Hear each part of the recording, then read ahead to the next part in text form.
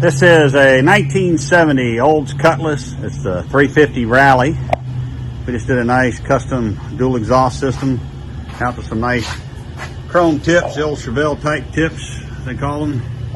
It's got the pretzel tailpipes that go up over the axle. They twist nice and tight over there, not a lot of clearance.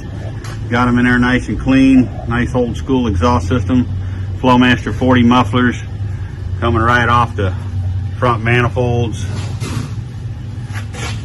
Got her tucked up there good. Should just have a nice old school sound. Let's see what it sounds like.